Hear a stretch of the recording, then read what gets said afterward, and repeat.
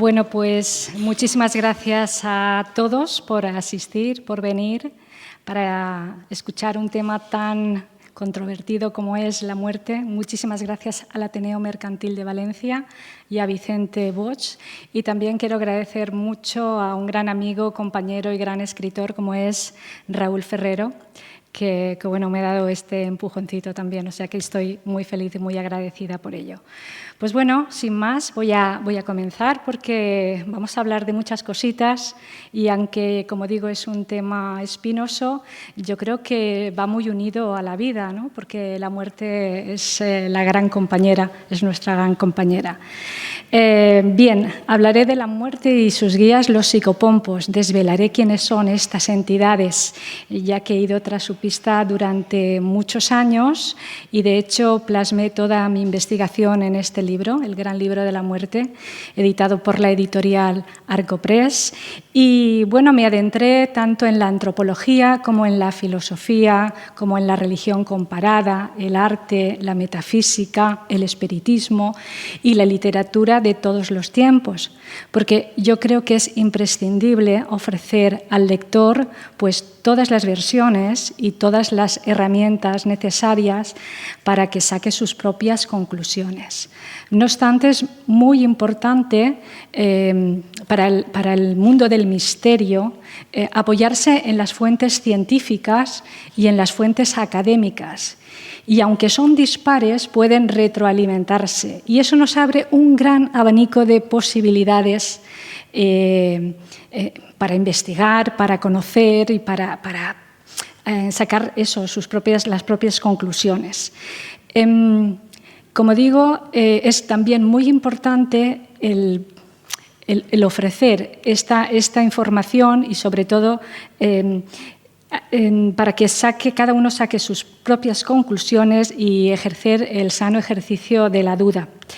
Pero antes de entrar en materia, quiero contaros una pequeña anécdota que me ha sucedido antes de venir aquí, a Valencia, y es que, yendo en el tren, no he podido dejar de escuchar una conversación que tenía un padre con sus dos hijas. Estas cosas se presentan así porque sí, ¿no? Son sincronicidades de la vida que luego te hacen decir, bueno, es que está todo planeado, está como orquestado. Pues bien, este padre tenía esta conversación con sus hijas, la pequeña tendría sobre unos 4 o 5 añitos y la mayor sobre unos 9. Y la pequeña le preguntaba mucho a su padre, papá, ¿cuál es tu momento más feliz? El padre se hacía el despistado, como no queriendo responder, y la niña insistía, papá, ¿cuál es tu momento más feliz? Y el padre contestó, bueno, pues cuando nacisteis vosotras. Y seguía con otra pregunta, y ahora, papá, ¿cuál es tu momento más triste? El padre, no queriendo contestar, contesta a la hija mayor. Dice, yo lo sé, el momento más triste de papá es cuando murió la yaya. Entonces la pequeña se quedó así como pensativa y le dijo a su padre, pero papá, no estés triste porque la yaya quizá nació en otra familia y haya unos papás muy felices. Así que fijaros la ironía la ironía y la inocencia de esta niña dando respuesta a uno de los grandes enigmas de la vida y planteando una posible causa, ¿no? Que recogen muchas religiones como el hinduismo, el taoísmo, el budismo e incluso creencias africanas, la reencarnación, ¿no? Y eso daría explicación a muchos fenómenos extraños como las marcas físicas, la xenoglosia, que es el don de poder hablar lenguas no conocidas y también escribirlas, y los recuerdos prenatales. De hecho, los cristianos la aceptaban hasta que Justiniano el Grande, en el Concilio II de Constantinopla, en el año 553, dio fin a este reconocimiento. Y una frase que decía el emperador Marco Aurelio era que morir no era otra cosa sino que cambiar de residencia. Aquí he puesto una imagen de Adolphe Bouguereau, Es de 1878, en el que, bueno, dos ángeles se llevan el alma de un difunto, ¿no? Porque hablar de la muerte es hablar de la vida y de esa trascendencia. Bien. Como he dicho, la muerte y la vida van unidas de la mano. La una no puede existir sin la otra. Y aunque sabemos que todos vamos a morir, que nuestro destino final es la muerte, pues el hombre se resiste y siempre ha querido perdurar más en el tiempo, vivir mucho más. De hecho, durante milenios, tanto magos como alquimistas, como hechiceros, han dedicado su vida y su tiempo a encontrar ese elixir de la eterna juventud, quizá para asemejarse más a los dioses.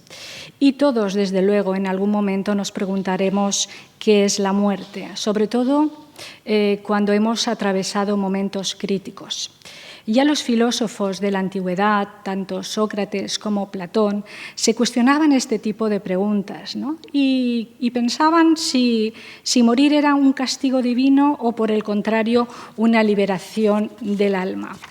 Lo cierto es que, bueno, en este cuadro, por ejemplo, la ascensión al Empireo son las visiones del más allá, este es del Bosco, y ya decía un principio metafísico, dice que la muerte es un fin para los que viven, no para los que mueren. Y en realidad esta frase nos debería dar mucho que pensar.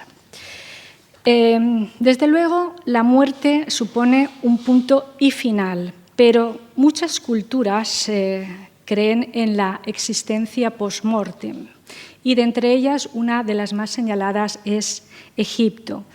Y ejemplo de ello es porque quieren conservar la identidad tras la muerte. Para ellos el nombre era muy importante. También conservar el cadáver mediante la momificación, la construcción de las tumbas también era un signo importante. El ajuar funerario, sobre todo el ajuar personal, objetos personales como peines, como armas, como juegos y las llamadas figuritas, los usetbits, estatuillas que eran sirvientes que los utilizarían en el más allá, pues para cumplir con las tareas cotidianas. Y sobre todo papiros, el libro egipcio de los muertos, sobre todo el papiro 125.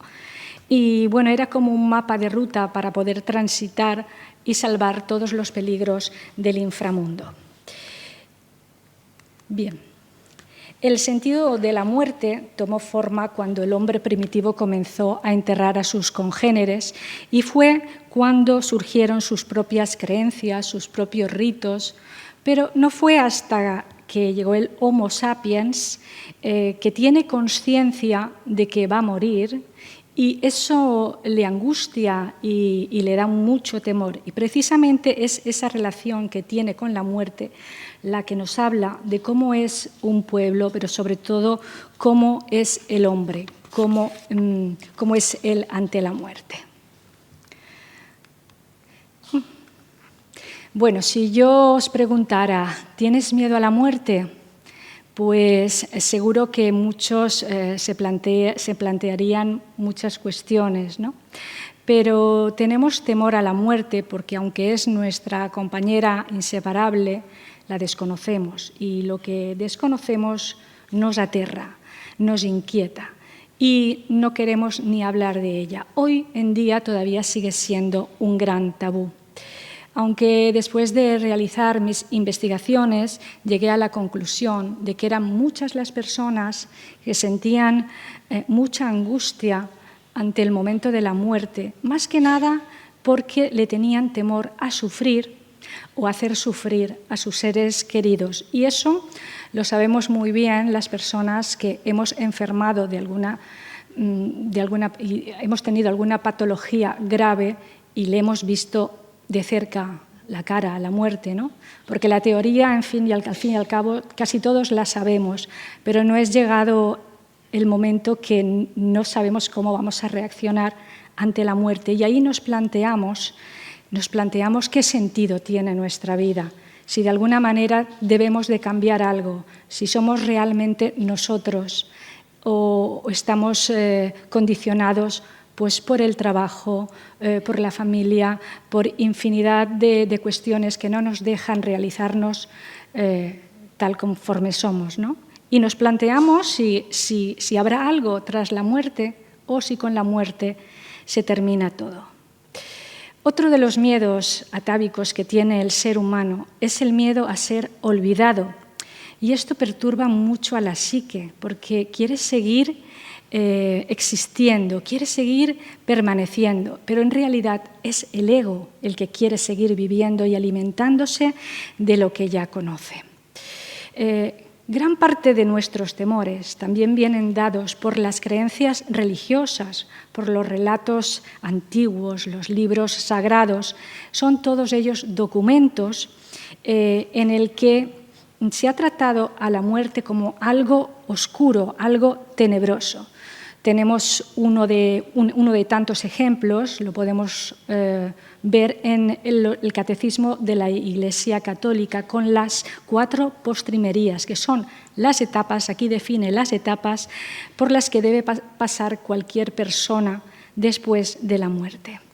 Y entonces, si nos dicen que no hay que tenerle miedo a la muerte porque el alma es inmortal, ¿por qué tenerle miedo?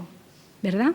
Pero al mismo tiempo nos dicen que tras la muerte nos espera un juicio, y eso, la verdad, sea dicha, no es muy alentadora, porque no sabemos cuándo nos vendrá la muerte y de qué manera, si habrá un juicio, si habrá un cielo, si habrá un infierno, si se nos premiará, si se nos juzgará.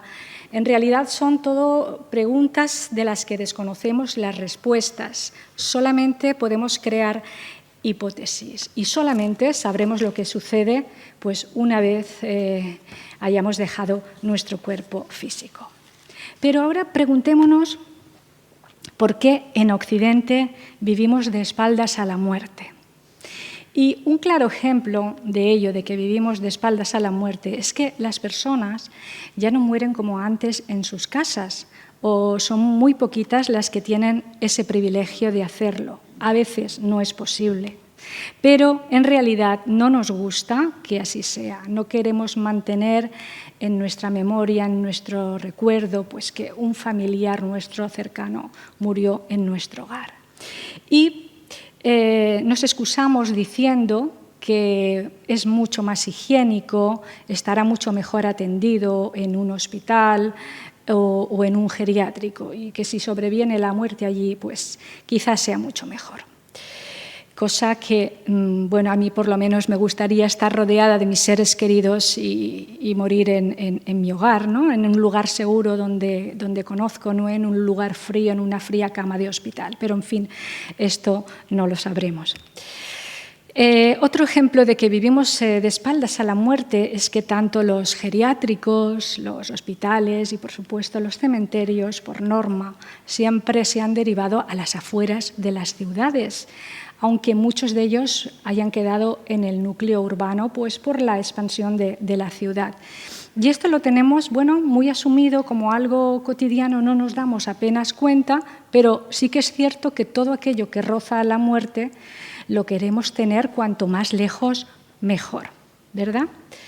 Y lo curioso del tema es que conforme vamos evolucionando como sociedad, y vamos alejándonos de los ritos funerarios, porque desde la antigüedad y sobre todo desde la época medieval, las religiones católicas y ortodoxas han exhibido los huesos, los han mantenido además, y era una forma natural de honrarlos. ¿Hoy lo haríamos? Pues seguramente no. Y aquí os traigo 2 imágenes.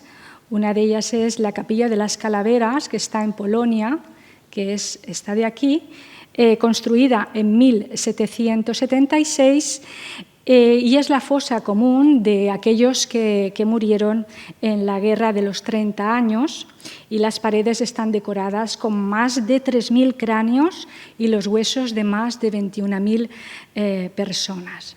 Después tenemos aquí a la derecha la cripta de los capuchinos, que es la iglesia de Santa María la Concepción, en Roma, que está construida en 1631 y que custodia nada más ni nada menos que a 4.000 hermanos capuchinos fallecidos entre 1500 y 1800.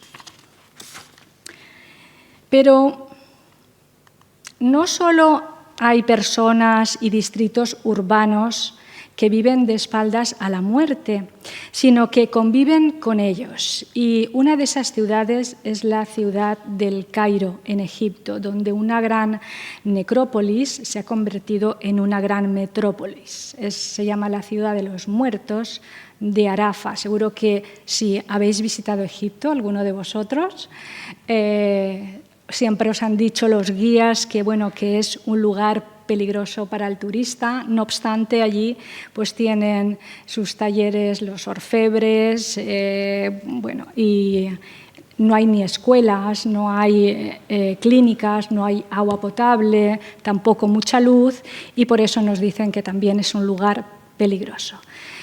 Pero bien, los egipcios conservaban muchos de los ritos funerarios, de entre ellos cumplir con el luto de 40 días, y para ello construían unas habitaciones donde los familiares podían velar al difunto. Fue en 1967, en la Guerra de los 6 días, que el ejército israelí desalojó a muchos egipcios que vivían en el Canal de Suez. Estas personas, por su extrema pobreza, no podían acceder a una vivienda y comenzaron a habitar esta serie de mausoleos para usarlos como su hogar, llegando a un acuerdo con los familiares del difunto, y hoy en día pues, continúa la cosa de la misma manera.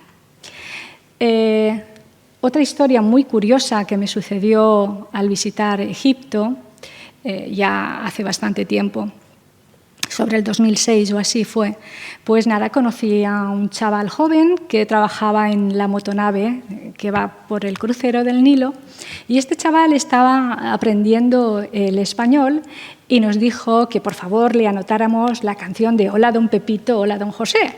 Y nada, y nosotros se la anotamos y en agradecimiento nos dijo, voy a enseñaros una foto de mi padre. Ah, pues bien, estupendo.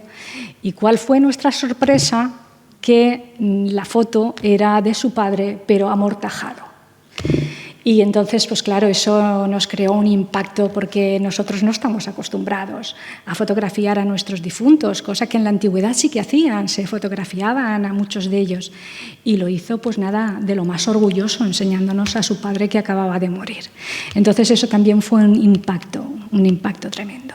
Otro lugar donde la vida convive con la muerte, los que hayáis ido a Estambul, quizá habréis estado o visitado el Café de Pierlotti, y para acceder a este lugar tan maravilloso hay varias vías de hacerlo. Una es por el teleférico y la otra es, que es la que a mí más me gusta, dando un paseo de unos 20-25 minutos por una ladera muy especial. Una ladera en la que se pueden ver unas vistas fabulosas del Cuerno de Oro, y lo más llamativo es que tienes que atravesar un cementerio para ir hasta este café, a disfrutar de tu café, de buena música, y es un lugar muy agradable. O sea que aquí los muertos y los vivos conviven de una manera también muy especial. Estos son pequeños lugares donde no se les da la espalda a la muerte. Y ahora os voy a enseñar 2 lugares donde los muertos abandonan sus tumbas. Uno de ellos está en Indonesia, es la tribu Toraja, que desentierra a sus muertos. La tribu Toraja son, estos de aquí, estos de aquí. Desentierran a sus muertos cada 3 años, los sacan de sus tumbas, les cambian el ropaje, les ponen sus gafas de sol, comen con ellos y es para nosotros como una tradición como poco siniestra o llamativa.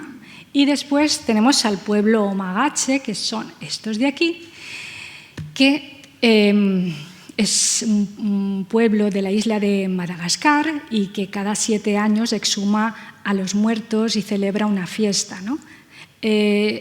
Esta tradición se cumple de los meses de junio a octubre.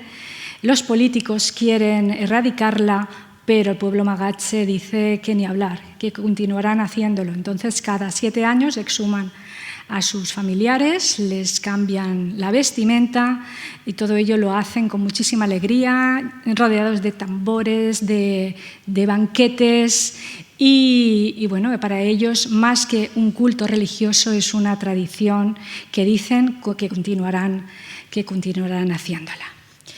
Pues bien, vamos con la siguiente. Vienen a por mí, vienen a buscarme. Aquí os presento a uno de los psicopompos, que después más adelante hablaré de él, que es Caronte, el barquero del Hades. Y este personaje está muy vinculado a la aparición de los psicopompos. Bien, yo particularmente me dediqué a investigar este tema, a escribir este libro, el gran libro de la muerte, porque un familiar mío cercano, momentos antes de su muerte, me dijo la siguiente frase: vienen a por mí, vienen a buscarme. Después, con el tiempo, me di cuenta que eran muchas las personas que fijaban su mirada en un punto de la habitación, que a veces se sonreían, que a veces lloraban, otras veces alargaban sus brazos como queriendo acariciar o agarrar a alguien, y que decían prácticamente lo mismo, que decían que sus familiares difuntos venían a por ellos, venían a buscarlos. Yo llevo toda mi vida haciéndome este tipo de preguntas, porque si de verdad existen estas entidades, quizás sea porque haya vida más allá de la muerte, o quizás sea también porque estas visiones sean producto de alucinaciones previas a la muerte. Bien, asumiendo que esto fuera así, todavía tendríamos muchas preguntas que resolver. Para la ciencia médica está muy claro cómo se origina el proceso de la muerte, cuáles son sus fases y transformaciones por las que pasa el moribundo antes de que su corazón emita su último latido. Aunque el máximo desconocimiento hoy en día sigue siendo qué es lo que le sucede a una persona tras la muerte.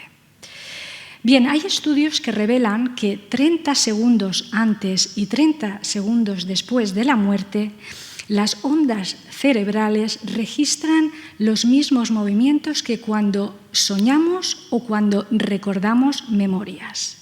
Y esto replantea muchas nuevas incógnitas para la ciencia, sobre todo cuándo es que nuestro cerebro deja de funcionar.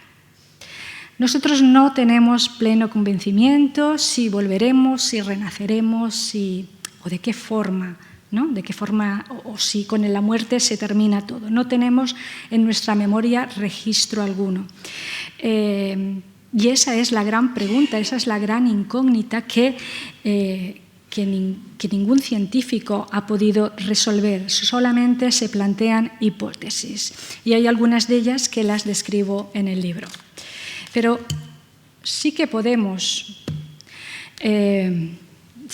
recoger muchas experiencias cercanas a la muerte que médicos y psiquiatras muy conocidos como el doctor Raymond Moody en su libro Vida después de la vida o la doctora Elizabeth Kubler-Ross en La muerte, un amanecer, en el que recogen infinidad de testimonios de experiencias cercanas a la muerte. Pues bien, son testimonios de personas que han tenido una muerte clínica y han regresado con una serie de habilidades psíquicas o extrasensoriales que antes no tenían. Pues, por ejemplo, dotes de predicción, de mediumnidad o de visión remota. También regresan convencidas de que la vida continúa a pesar del fallecimiento. Y lo más importante de todo, que le han perdido el miedo a morir. Otras vuelven con un propósito mucho más espiritual, mucho más de entrega al otro. Después tenemos otro libro que recoge muy bien qué es lo que sucede tras la muerte. Y estoy hablando del Bardo Tol, el libro tibetano de los muertos. Pero hay infinidad de documentos y de escritos. Por ejemplo, quiero señalaros el de Paramahansa Yogananda, un místico oriental, que él explica muy bien qué es lo que sucede cuando la persona fallece. Y dice que en un primer momento te olvidas de las limitaciones del cuerpo, pero que acto seguido se experimenta mucho miedo a lo desconocido.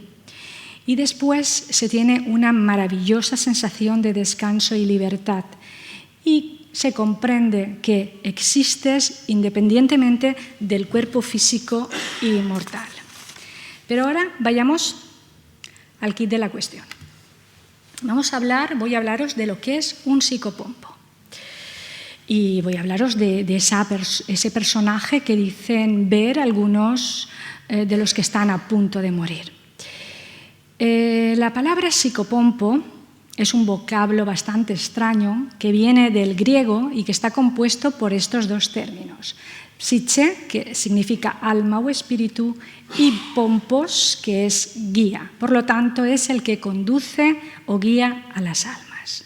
Bien, ¿quiénes son estos personajes? Pues bien, son unas entidades que han existido y que siguen existiendo desde el principio de los tiempos y que han llegado hasta nosotros a través del eco de los mitos, pero también los han recogido las diferentes religiones a lo largo de la historia.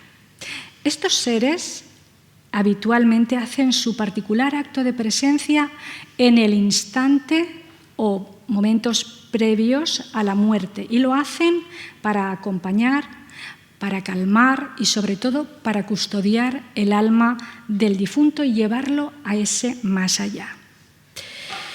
Bien, pero además tienen una labor también muy importante que muchos desconocen, que también es acompañar a las almas que están a punto de nacer, acompañar a esos bebés para que su alma nazca aquí, en el planeta Tierra. Bien, estas figuras que incluso pueden ver algunos de los moribundos y algunos de los acompañantes, si están preparados para ello. También, hay mucho personal sanitario que dicen haberlos visto, no están en nuestro plano de la existencia. ¿Y cómo se presentan estas entidades? ¿Cómo se perciben? Pues bien, se perciben a veces como siluetas muy leves. Se crean en el ambiente un olor particular, que esto es llamado clariescencia u osmogénesis, y a veces se pueden sentir escalofríos, como si alguien te rozara la piel, ¿verdad? Crean un ambiente distinto, se percibe algo diferente. Aparecen como familiares ya fallecidos, padre, madre, abuelito, como seres de luz o seres angélicos o seres santos. Incluso dicen que pueden ser nuestras mascotas ya fallecidas y amigos desencarnados. Aquí me contaron un caso muy particular de un chaval joven que estaba crítico y que lamentablemente falleció y que momentos previos a su muerte, en un momento de lucidez, le dijo a su hermana: mira, ha venido Rafa, mi amigo, para decirme que nos vayamos, sin saber que en esos momentos su amigo había fallecido en un accidente de tráfico. Hay cientos de casos insólitos y experiencias sobrenaturales que, desde luego, nos erizan la piel. Pero en la actualidad, esta figura, la del psicopompo, ha perdido relevancia porque estamos imbuidos en un mundo bastante materialista y la psique quiere borrarlo de su mente porque en realidad nos produce un temor bastante atávico, porque la presencia de esta figura quiere decir que la muerte es inevitable. Pero vayamos con el primer psicopompo. Para ello nos tenemos que trasladar al mundo egipcio, a Anubis. ¿Quién era Anubis? Pues Anubis es la representación, esto de aquí, con cuerpo de hombre y cabeza de chacal. Anubis es su nombre helenizado. Su nombre su nombre antiguo egipcio es Ampu, Impu, Imaut o Imeut. Y según en su libro Dioses y mitos del Antiguo Egipto, Robert Armund decía que era el señor de las vendas de la momia y uno de los dioses más antiguos del panteón egipcio, al que se le fue dado un papel muy importante en el mundo inferior. Fue señor de la necrópolis, la ciudad de los muertos, que se sitúa siempre en la orilla occidental del Nilo. El dios del embalsamamiento. Por eso los sacerdotes de Anubis llevaban unas máscaras rituales con su forma en la ceremonia de momificación del faraón. También es el garante de los viajes y el encargado de ayudar a las personas a pasar al más allá, al mundo de la Duat, de las creencias antiguas. Y era relacionado no solo con la muerte, sino también con la resurrección. Por eso era pintado de negro, igual el color negro es el color de la fertilidad, igual que el limo del Nilo. Y bien, y pasamos a la siguiente diapositiva. Esta diapositiva corresponde a una de las versiones del libro egipcio de los muertos o el libro de la salida a la luz del día. Y concretamente es el capítulo 125 y este es el papiro de Unefer. Os explico. Aquí podemos ver a Anubis. A ver si lo señalo. Aquí, ¿vale? Aquí vemos a Anubis que lleva de la mano al faraón hacia la sala de las dos verdades, que era presidida por estos 42 jueces, que lo único que pretendían era que el difunto hiciera un alegato en positivo. Por ejemplo, no he robado, no he matado. Estas eran las frases habituales, ¿no? Y en la siguiente escena vemos la balanza con el pesaje del alma. Bueno, en este momento el dios Anubis le extraía mágicamente el corazón. El corazón constaba de dos partes, el Ib, que era el que era sometido a la psicostasis, que la psicostasis es el acto de valorar el alma de un difunto mediante la ordalía del juicio, que era el Ib.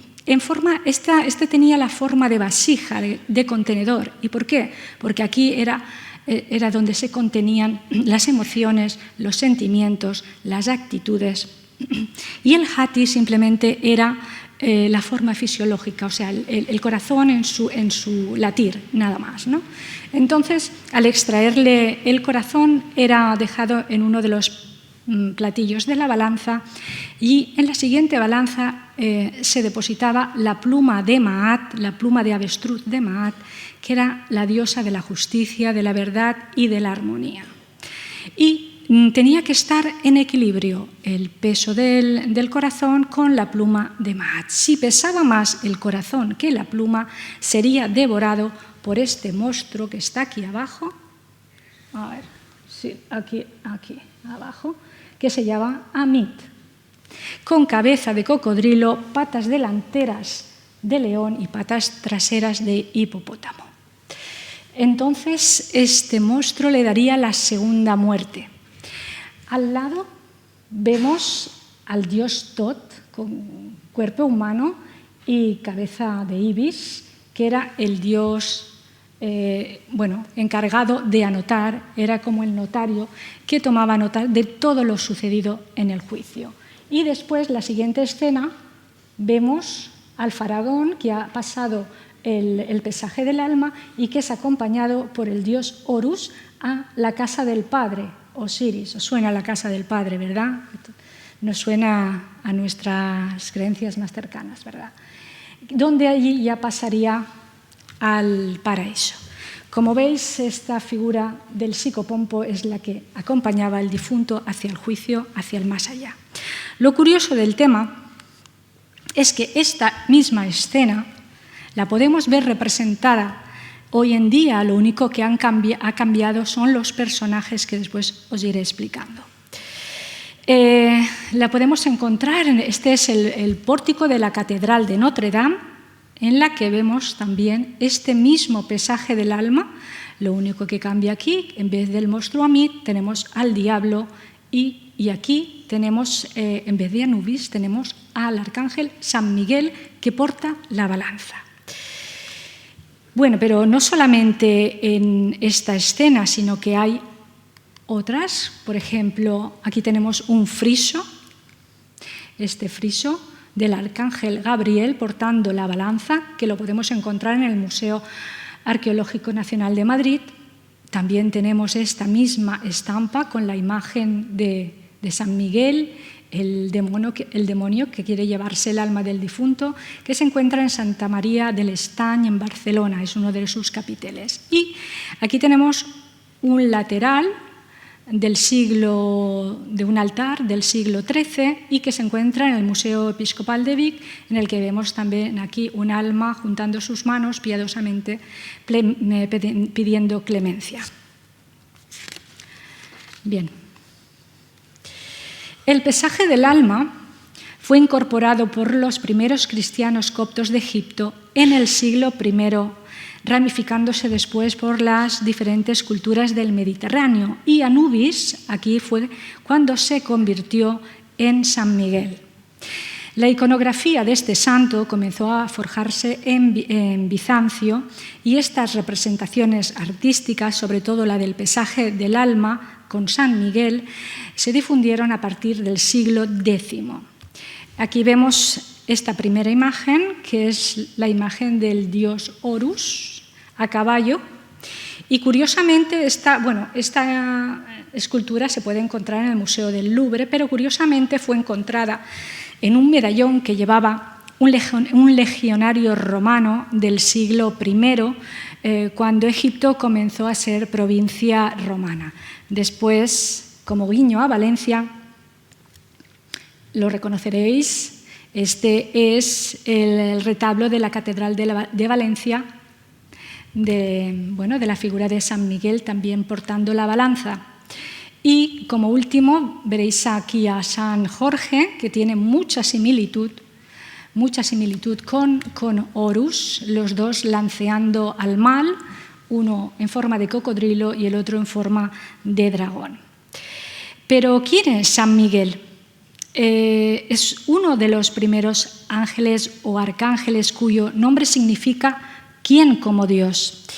Y en la tradición cristiana se le confieren 4 oficios: pelear contra Satanás, rescatar las almas de los difuntos, llevarlas al juicio y ser el patrón de la Iglesia.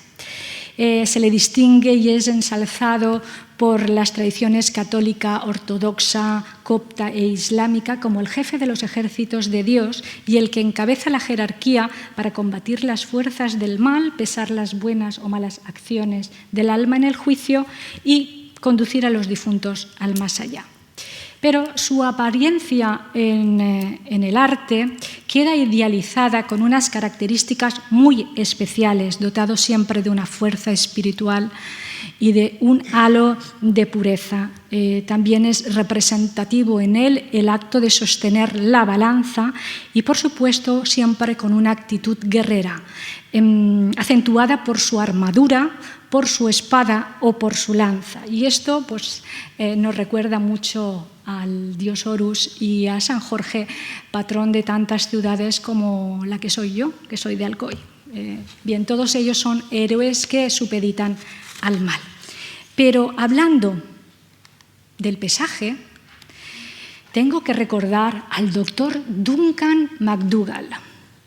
Es un médico de principios del siglo XX, graduado en la Escuela de Medicina por la Universidad de Boston, y que postuló que el alma en el cuerpo debía tener una masa, debía ser medible.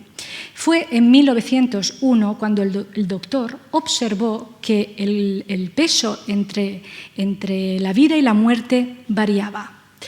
De hecho, llevó a cabo una serie de experimentos con personas moribundas antes y después y comprobó en la balanza Fairbanks, una de las más precisas de la época, que el cuerpo pesaba 21 gramos menos justo en el instante del fallecimiento. Estos estudios se publicaron en diferentes revistas médicas y en el periódico New York Times. Cierto que esta experimentación fue criticada por muchos colegas y por mucha comunidad científica de la época, que años más tarde dio una explicación lógica a esta pérdida de peso. Fue en el 2005 cuando el doctor Francis Crick, Premio Nobel de Medicina en 1962, dijo que los 21 gramos de peso de pérdida del fallecido eran producidos por un proceso en el cuerpo, concretamente en el cerebro, y no como salida del alma. Según esta explicación, nos decía que la actividad neuronal origina un campo eléctrico que al morir desaparece, por lo tanto ese peso se pierde. Pero ahora yo planteo lo siguiente: ¿quién nos dice que no hay una conexión cerebro-corazón con el asiento del alma? Quizá esa pérdida de peso tenga que ver con el pesaje del alma, con esa extracción del corazón para pesarlo, o quizá esos 21 gramos sean el equivalente a esa pluma de avestruz de la diosa Maat dejada caer en uno de los platillos. Pues no lo sabemos, esto es una incógnita. Y ahora vamos con uno de los psicopompos, ¿verdad que se asemeja mucho a Anubis? Es una figura extrañísima y que, bueno, para extrañeza se encuentra en los museos vaticanos. Es Hermanubis y emergió en el periodo tolemaico greco-egipcio. Por lo tanto, es el resultado del dios Hermes griego con Anubis perteneciente a la cosmogonía egipcia. Pero también, como es lógico, fue representado en el mundo romano en muchas de las catacumbas de la primera época precristiana. Hermanubis, según dicen, era también el revelador del mundo inferior. Y recordemos que en aquellos tiempos las figuras de los cinocéfalos no eran tan extrañas. Bien, se le representa con una vara de olivo alada, con dos serpientes ascendentes que se entrecruzan. Este báculo le fue conferido por el dios Apolo como símbolo de eterna juventud, de eterno movimiento, de prudencia, de vida y de salud. Y con él podía abrir y cerrar los ojos de los mortales, por lo tanto podía dar y quitar vida. Ahora bien, Hermes bebe sus fuentes del dios antiguo Tot. Y de él dicen que parte la síntesis de la filosofía greco-egipcia, los libros herméticos y la sabiduría intelectual. También a él se le asignaba un papel muy importante en el mundo inferior y uno de esos papeles era, bueno, pues defender a las almas de los difuntos de todos los peligros que podría encontrarse en el inframundo. También tenía la función de ser notario. ¿Os acordáis que estaba al lado de la balanza tomando nota de todo aquello que sucedía en el juicio? Más tarde los griegos lo adoptaron como Hermes Tot o Hermes Trismegisto, el 3 veces grande, y aquí entonces podemos comprender esa conjunción de Hermanubis representada en forma de hibridación. Aunque Hermanubis también se le decía que era el perfecto abridor de caminos hacia el más allá. Y si hay un abridor de caminos, es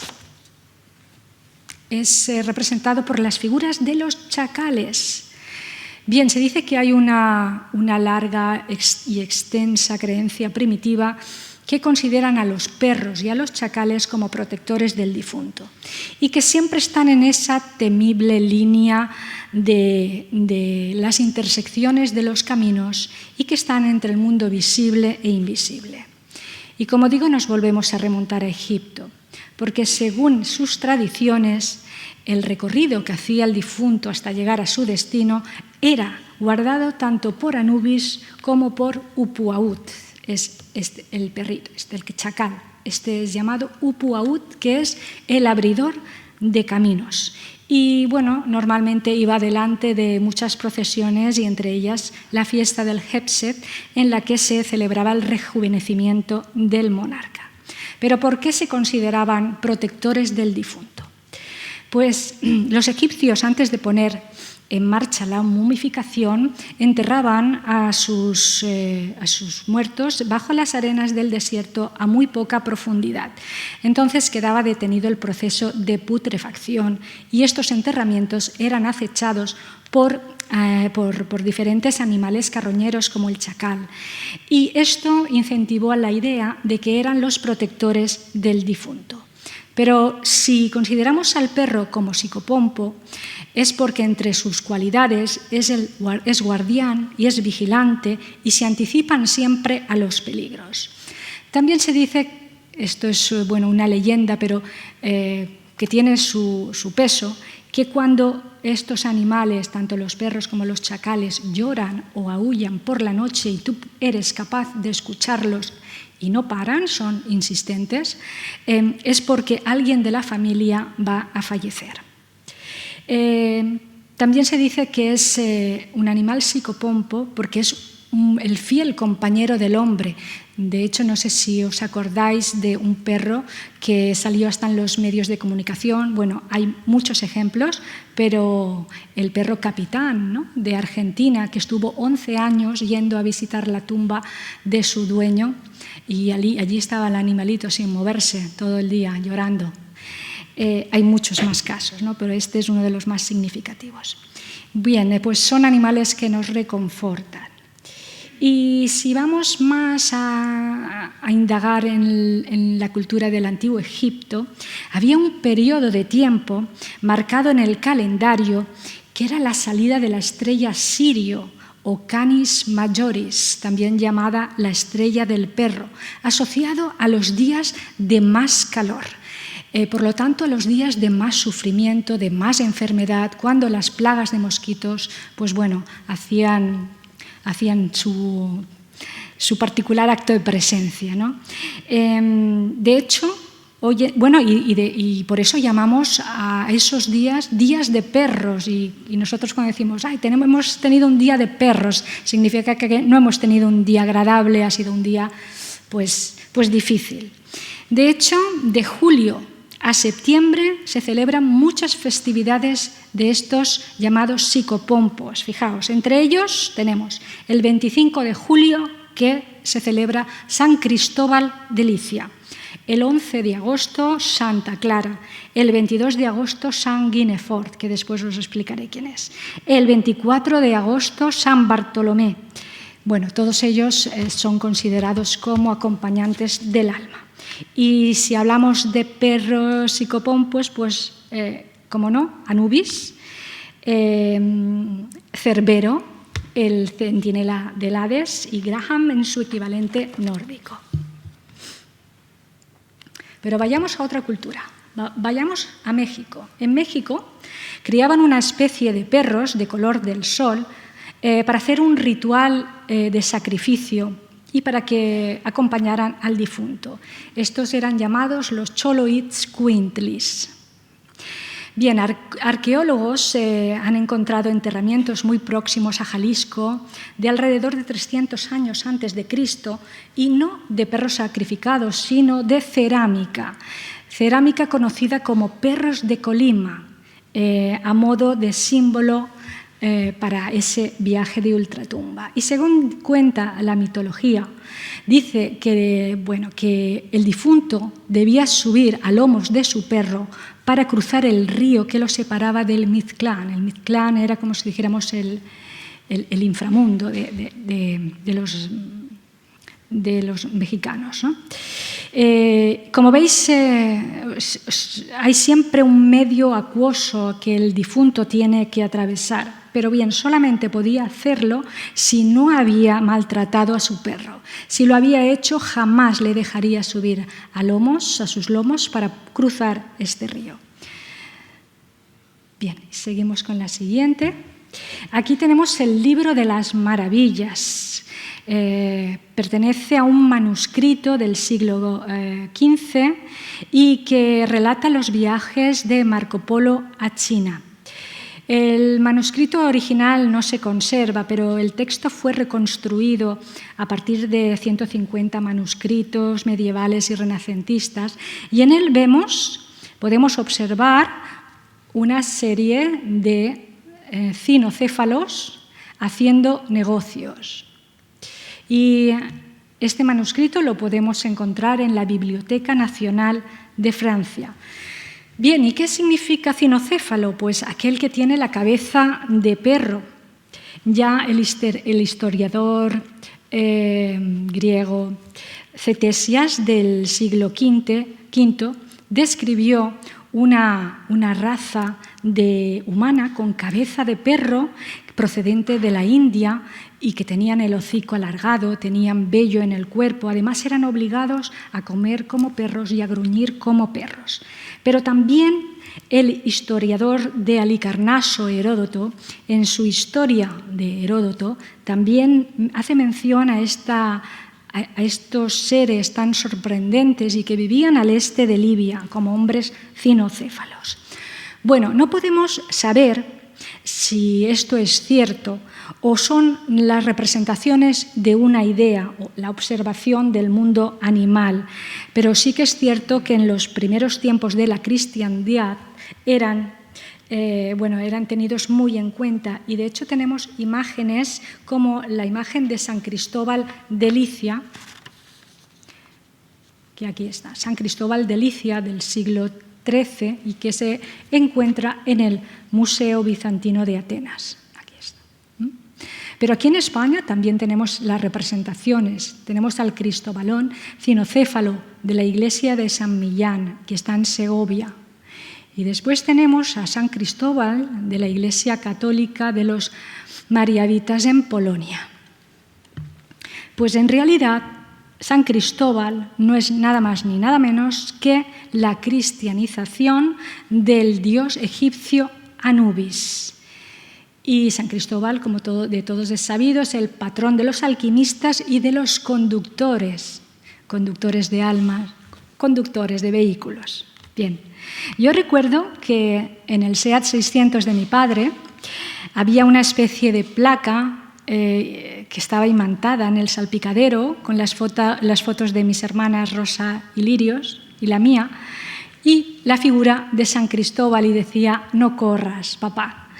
Y su origen hay que buscarlo pues en las leyendas provenientes de Asia, en la que se hablaba de esta raza tan particular cuyo aspecto era diferente, ¿no? Y hay muchas versiones sobre la historia de San Cristóbal como psicopompo, pero una de las más famosas, o la que más nos ha llegado, es la que escribió Jacobo della Voragine, un personaje bastante curioso para investigarlo y para estudiarlo.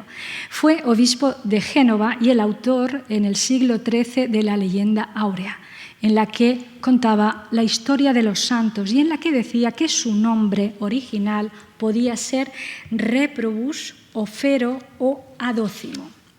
Y la historia de San Cristóbal dice así: pues era un primogénito, hijo de un rey cananeo, era regio, robusto, un gigante en la tierra de Canaán, y que no era muy agraciado, más bien era de aspecto terrorífico. Y él siempre pensó que debía servir a los más importantes mandatarios de la época, y así lo hizo. Pero vio que el monarca le temía al diablo y pensó que era porque a lo mejor tenía más poder, y fue a servirle también, pero se dio cuenta que el diablo le temía a la cruz. Fue entonces cuando descubrió a un ermitaño, y que le hizo conocedor de la fe. Y le dijo que para servirle pues podía hacer oración y fustigarse, cosa que él se negó. Pero sí que aceptó una propuesta, ya que le dijo que al ser tan fuerte y tan robusto podía ayudar a cruzar a los viajeros un río que había próximo. Y así lo hizo, hasta que un día un niño le dijo que le ayudara a cruzar el río. En esos momentos él se lo subió a hombros y el río comenzó a crecer y a volverse mucho más bravo. Y una vez cruzó la orilla, le dijo: «Has puesto mi vida en peligro, porque me has pesado mucho sobre los hombros». A lo que este niño le dijo: «Tú no solo has tenido en tus hombros el peso del mundo, sino al hombre que lo creó». Y para demostrar sus palabras, le hizo clavar el cayado con el que se apoyó para cruzar y lo convirtió en una palmera datilera. Desde entonces, Reprobus se convirtió en Cristóforos, el portador de Cristo, y entonces ya señalado como psicopompo. Son historias, la verdad es que curiosas, pero vamos con un siguiente personaje, Sanguinefort. ¿Lo conocíais? ¿No? Pues veréis. Este cuadro es de la pintora francesa Elisabeth Claudette y representa la historia de este personaje. Esta historia viene de la mano de Esteban de Borbón, historiador medieval e inquisidor del siglo XIII. Dicen que este perro, Sanguinefort, pudo ser el perro de San Roque. Bien, esta historia se inicia en una localidad de los Alpes franceses y, un caballero de la época salió a cazar, dejando a su hijo o hija, no está muy claro, al cuidado de su perro. Cuando regresó de esta cacería exitosa, vio que la casa estaba muy desordenada, extremadamente desordenada, y se puso muy nervioso cuando vio a su perro que tenía el hocico completamente ensangrentado. Al poco rato, al verlo así, lo que hizo fue, le asestó un golpe de espada mortal, mató a su perro. Pocos minutos después, escuchó el llanto de su bebé, que estaba escondido en un lugar seguro de la casa. Y la gran sorpresa es cuando vio que metros más allá se encontraba muerta una gran serpiente. Guinefort la había mordido hasta matarla. Bien, Guinefort nunca fue considerado santo por la Iglesia, pero sí que alcanzó la dignidad de la curia vaticana, diciendo a sus fieles que se dirigieran a él como San Guinefort, cosa tremendamente extraña, porque la Iglesia no considera hacer santos a los animales. A lo largo de los siglos se intentó desvanecer este culto a San Guinefort, imponiendo incluso sanciones, ya que decían que alrededor de su tumba ocurrían ritos ocultistas y satánicos que además sacrificaban a niños de corta edad. Pero las gentes del lugar y los próximos a su tumba seguían yendo en peregrinación para pedirle por sus hijos, para que la muerte no se los llevara y para que los salvara de las picaduras mortales de las serpientes. E incluso se dedicó un día en el calendario para su festividad, que fue el 22 de agosto. Y ahora vamos con los mitos. Uno de los personajes más icónicos e importantes, esta imagen representa al cuadro de la laguna Estigia de Joachim Patinir, que lo podemos encontrar en el Museo del Prado y es del 1520 y que, por cierto, elegí junto a mi editora para la portada de este libro porque es la imagen más icónica que nos viene cuando pensamos en estas figuras, en estos psicopompos.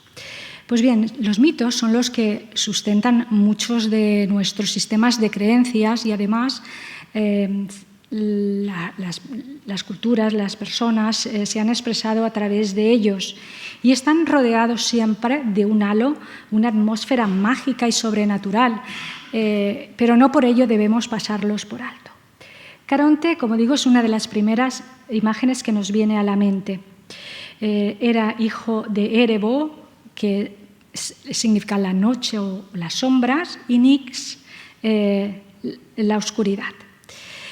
Caronte también es llamado el barquero del Hades. Y esta figura, desde luego, nos estremece porque lo vemos con un viejo, con cara de pocos amigos, con su barba desaliñada, con un aspecto no muy amigable, que se envuelve con su capa y que recoge a las sombras de los difuntos, que debe atravesar pues, esa laguna Estigia para llevarlos al reino de los muertos. Pero para ello los familiares debían de cumplir con un rito que constaba en el pago de un óbolo. Si no era así, el difunto quedaría vagando por 100 años por la orilla. Pasado este tiempo, si le apetecía, pues igual los recogía y los llevaba hasta el reino del Hades. Pero es muy curioso que el nombre de Caronte significa brillo intenso. Quizás se trata de ese brillo, de esa luz que dicen los moribundos ver cuando, ¿no? ese traspaso hacia el más allá. Yo creo que de alguna manera los vivos siempre han querido asegurarse de que los muertos no regresen, no vuelvan a molestarlos, y el barquero como psicopompo pues es la garantía de que esto es así o que sea así. Y vamos con la siguiente. Siguiendo con más mitos, nos encontramos con la figura de Himnos y Tánatos. Porque si yo os preguntara a todos vosotros cómo os gustaría morir, ¿no? Yo creo que a todos nos gustaría, pues nada, irnos a dormir y no despertarnos. Sería la manera más dulce de hacerlo. Pues bien, según cuenta este mito, dice que cada noche los dos hermanos se peleaban para ver quién se llevaba a cada hombre. Si eras tocado por la mano de Himnos, pues entrarías en un sueño profundo del que despertarías al día siguiente. Y si eras tocado por la mano de Tánatos, pues indudablemente te conduciría hacia la muerte. Pero aquí aparece un tercer personaje en cuestión, que es Psiche, que representaría al alma o a la mente. La etimología de la palabra significa aliento, soplar o hálito, y recordemos que Homero decía que el alma sale volando y escapando por la boca en forma de mariposa. Por eso a las mariposas también se les considera psicopompos.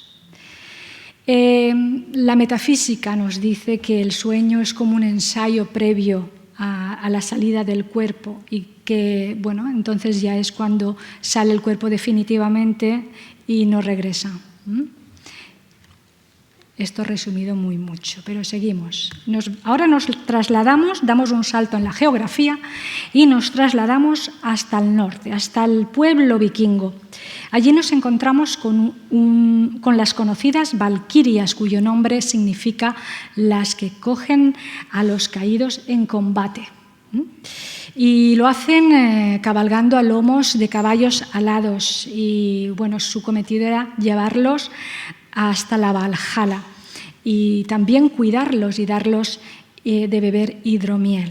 También se dice de los pueblos celtas que tenían a Morrigan, que a veces se transformaba en forma de cuervo y otras veces aparecía como una niebla intensa, niebla por la que se comunicaba el mundo del más allá con este. ¿Vale? Y cómo no podía dejar de mencionar al ángel de la guarda o al ángel también de la muerte. Este cuadro es de la pintora inglesa prerrafaelita Evelyn de Morgan, de 1881, y se dice que en la tradición cristiana comenzó a aparecer este ángel, el ángel de la guarda, en el acto de proteger a los niños del mal, ¿no? Y hay médiums y personas sensitivas que han indicado su presencia como entidades benefactoras y que suelen aparecer y hacerse sentir en lugares y situaciones desesperadas. Y estos auxilios invisibles han sido percibidos por personal sanitario, como por personas que se encuentran en hospitales, también en las salas de los partos, también en las salas donde yace un moribundo y, por supuesto, se ven como luces brillantes incluso momentos antes de que ocurran catástrofes. Su papel, desde luego, es inconmensurable si pensamos que han estado ahí desde el momento de nuestro nacimiento y en los momentos en los que hemos atravesado pues, situaciones difíciles, en los momentos alegres, y, por lo tanto, cómo no iban a estar en el momento de la muerte para darnos esa calma, esa serenidad, para emprender el viaje a nosotros y a los acompañantes, ¿verdad? Pero uno de los más destacados sigue siendo San Miguel.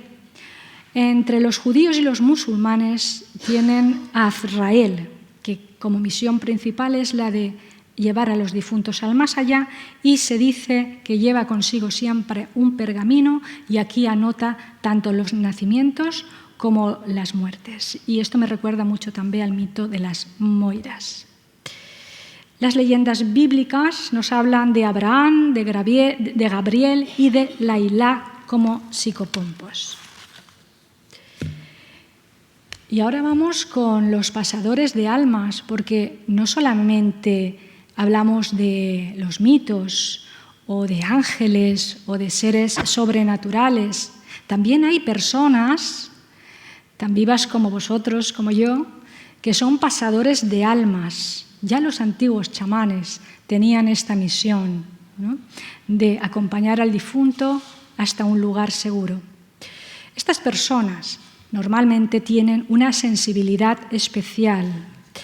Este médium o pasador de alma entabla una conexión con el difunto desencarnado, que tiene miedo, que está atemorizado, que no se quiere marchar porque piensa que no ha muerto o que tiene todavía asuntos pendientes por resolver, porque a lo mejor ha tenido una muerte inesperada, porque todavía tiene mucho apego a sus cosas materiales, a su familia, porque todavía ha dejado asuntos sin resolver y no quiere marcharse y se queda en este plano, un plano que no le corresponde. ¿Qué hace estos pasadores de almas?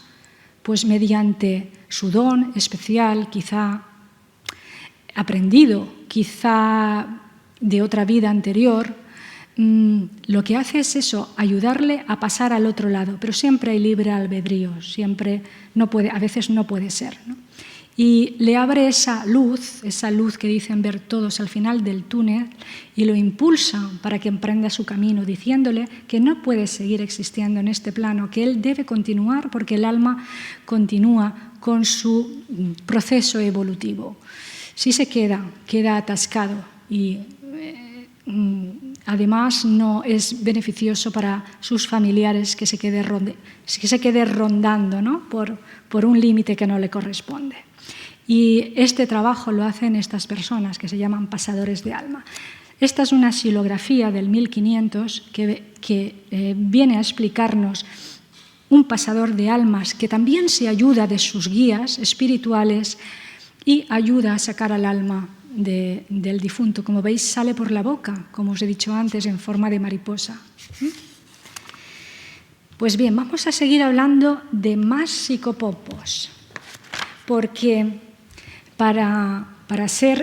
hay unos parámetros para ser guías en la muerte, y es que hay animales que tienen una presencia antiquísima tanto en los ritos funerarios, en los rituales mágicos y guerreros, y además con un añadido sobrenatural. Y la mitología los acoge como unas veces con tintes angélicos, otras veces con tintes más siniestros. Pero ya sabemos que perros y chacales son psicopompos, pero también son los lobos, los caballos, los delfines, los caballitos de mar, el cuervo, los búhos, las mariposas, las libélulas. Hay un amplio bagaje, ¿no?, de animales que también son psicopompos y han sido representados como ello.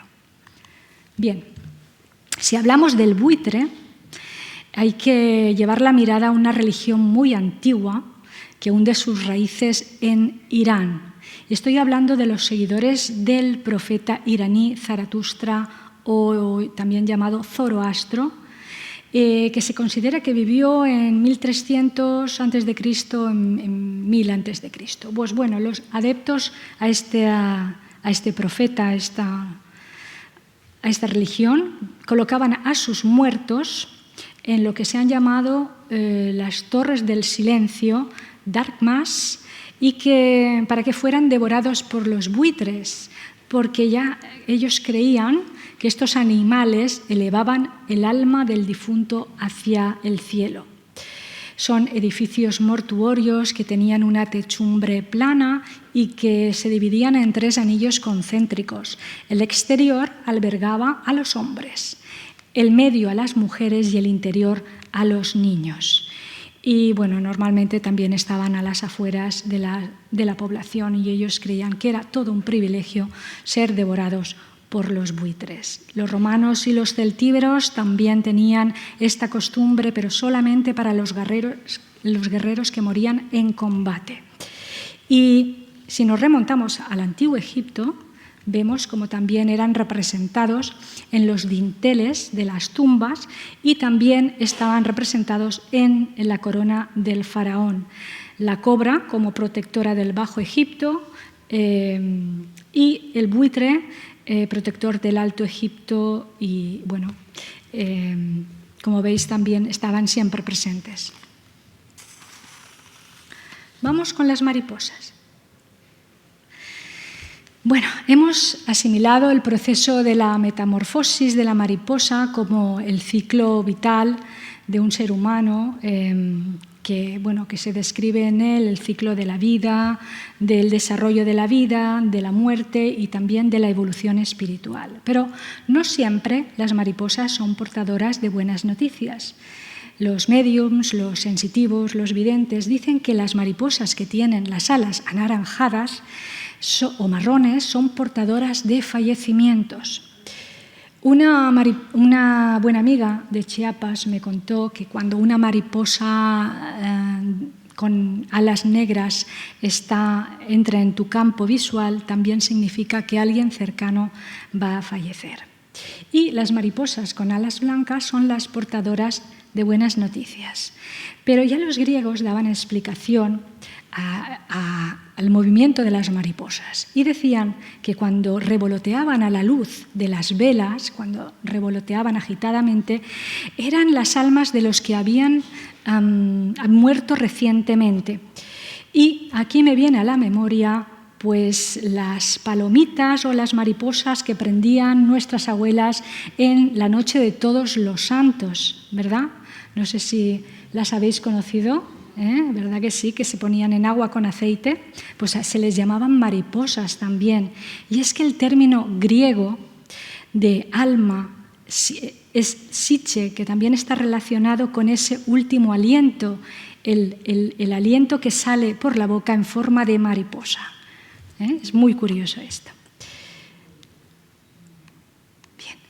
Y ahora vamos con un animal también muy enigmático, que es la libélula. No sé si habréis visto esta película, La sombra de la libélula, del 2002.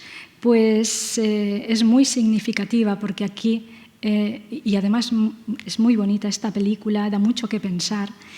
Y bueno, 6 meses después de la muerte de la protagonista, del cuerpo de Emily, sigue sin aparecer y entonces su marido, Joe, comienza a captar señales que vienen en forma de libélula y bueno, el final es muy sorprendente, yo os la aconsejo. Y a la libélula se le ha tratado como un animal simbólico que enlaza la magia animal y se dice que es una criatura que tiene 3 elementos, que es el elemento tierra, el elemento agua y el elemento aire. Y al ser un ser alado, eleva a los espíritus al más allá.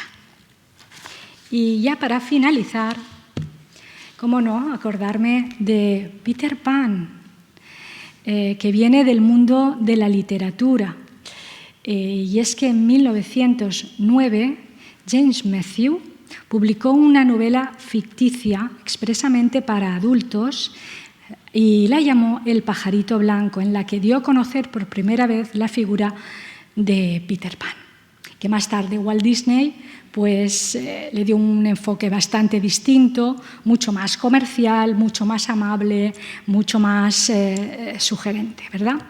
Pero tras esa fachada tan amable, que reconocemos, como digo, por la filmografía, se esconde un personaje que no es tan afectivo, no es tan sugestivo. Y a mí, la verdad es que me produce, bueno, pues entre mucho misterio y me parece un tanto siniestro. Y veréis por qué lo digo.